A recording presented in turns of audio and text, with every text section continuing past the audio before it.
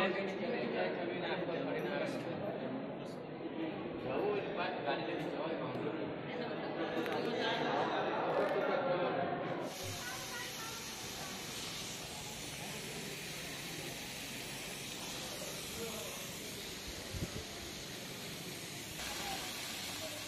स्वागत आहे तुमचं आज MK ब्लॉगमध्ये।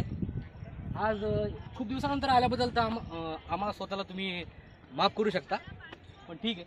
हे आम्ही कैलास टेम्पलला आलेलो आहे, येल्लोरामध्ये वेरूळ लेणी।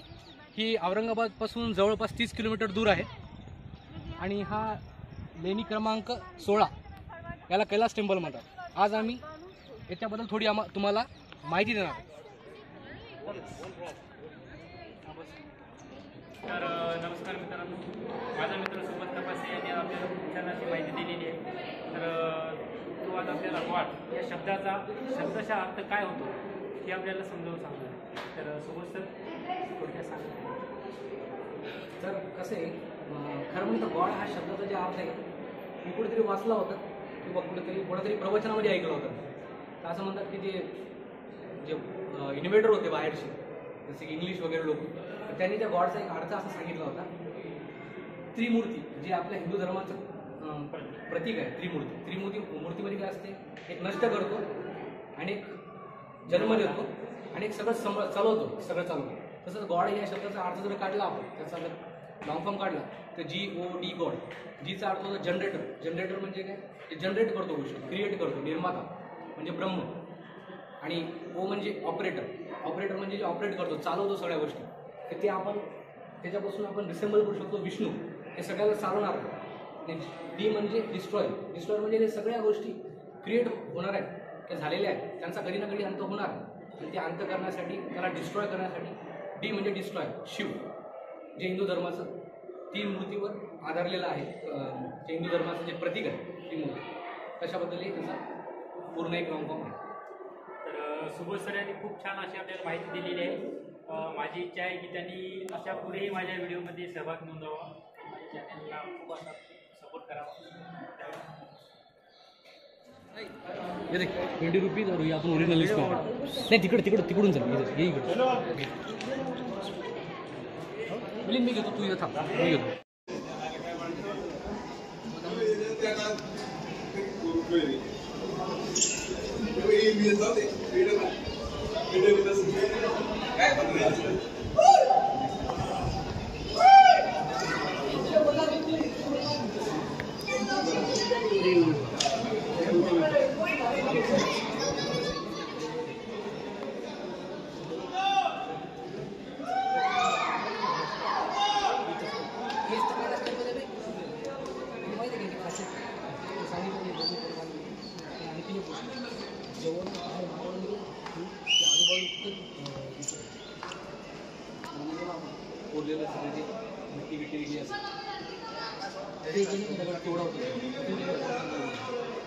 इंजिनियर किती भारी दिमाग हवामध्ये, सिव्हिल इंजिनियर किती खतरनाक त्याचं हे असतं।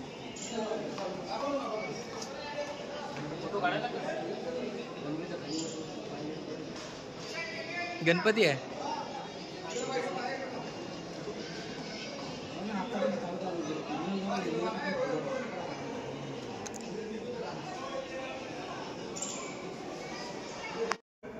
कमालच आहे, कसं बांधलं असं तेच वाटतं आपल्याला। त्याच्यामुळेच हे ना वर्ल्ड हेरिटेज आहे।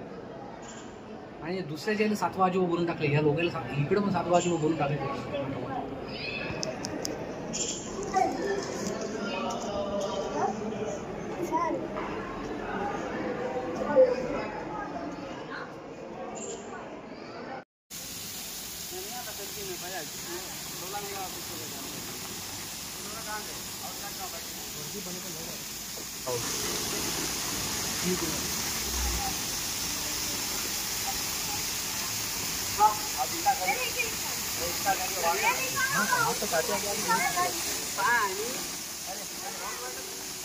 फोटो काढायचा का बिलिंग तुझा?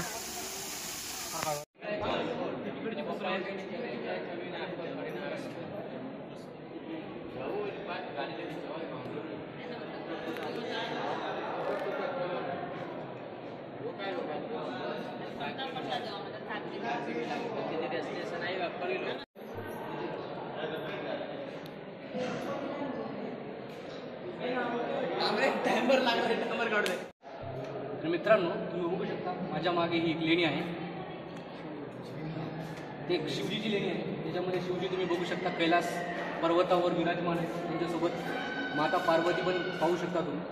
आणि त्याच्या खाली जे प्रतिकृती दिसते त्याला खूप सारे तोंड आहेत, मुख आहेत. ते म्हणजे रावणाच्या रामायणामध्ये एक कथा आहे. त्याच्यामध्ये रावण हा कैलास पर्वताला वरी उचलण्याचा प्रयत्न करतो किंवा त्याला हलवण्याचा प्रयत्न करतो. तो हा शिलालेख आहे ज्याच्यामध्ये शिवजी वरती बसलेले आहेत कैलास पर्वतावर आणि महादेव शिवजीच्या सोबत माता पार्वती पण पाहू शकता आणि त्यांचे गण तिथे बसले त्यांच्या आजूबाजूला आहे. तर त्याच प्रतिकृतीचं हे एक तुम्ही पाहू शकता की स्कल्पचर केलेलं आहे. बाकी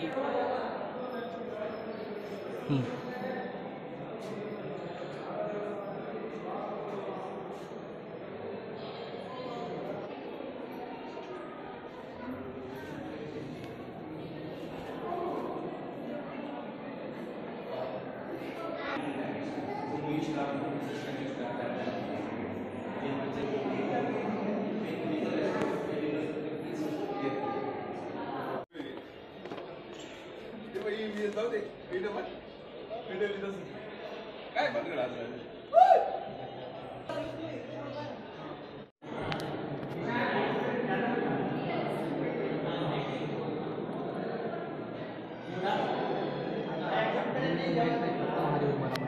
साईडला एक ब्रह्म आहे. तिथे 3 मुंडकं दिसत होते आणि आजूबाजूला ते ना गणपती असेल कसं आहे बरोबर छान.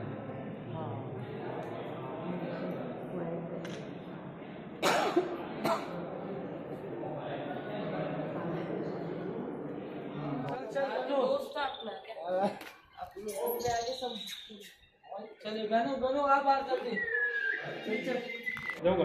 जा.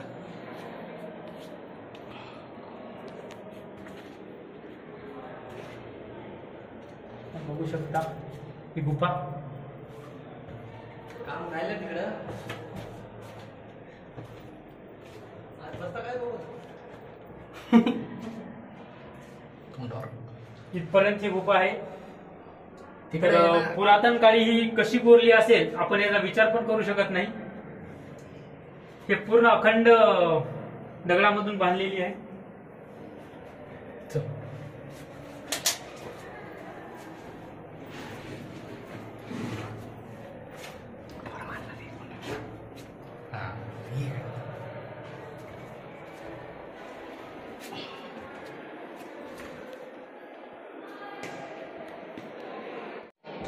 हो, एक मिनिट.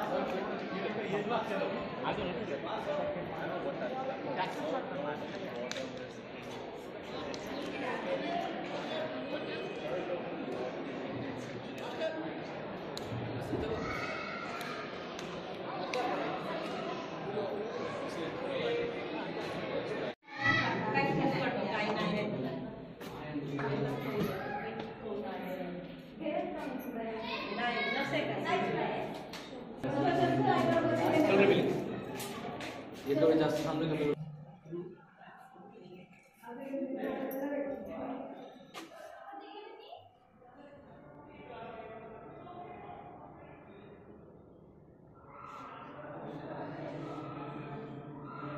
अशी अशी अशी अशी प्युअर मुद्रा आहे.